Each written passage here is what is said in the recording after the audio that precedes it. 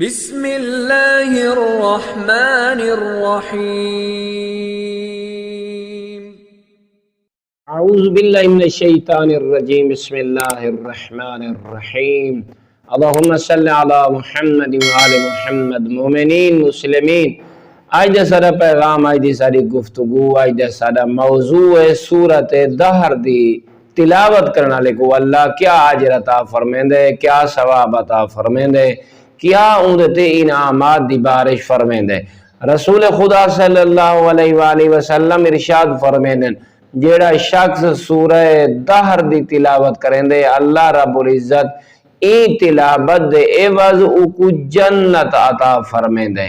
نال مولا نے فرمایا اس شخص دیاں روحانی منازل بہت زیادہ بلند ہونیاں۔ اگر کوئی چاہتا ہے کہ میں روحانی طور تے مضبوط ہوا اور روحانی معراج میں کو حاصل ہوئے تو سورہ دہر دی زیادہ تو زیادہ تلاوت فرماوے۔ بس دیکھ کے مولا نے فرمایا اے سورہ دہر دی تلاوت کرنا اللہ دل دی امراض کو نجات پاوے دے۔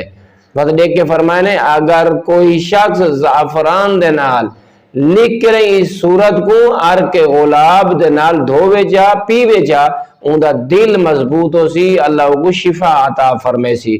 اس واسطے امام علی نقی علیہ السلام ارشاد فرمینن اگر دشمن زیادن کوئی انسان انہیں دشمنان دے شر کل محفوظ رامنا چاندے تو سوار دی صبح نماز صبح تو بعد نماز حاجت 2 رکعت چپڑے، پہلی رکعت دے سورۃ الحمد تو بعد اس سورہ دہر دی تلاوت کرے، یقین کر گنے ہون اللہ رب العزت او کو دشمنہ کل محفوظ فرمے سی۔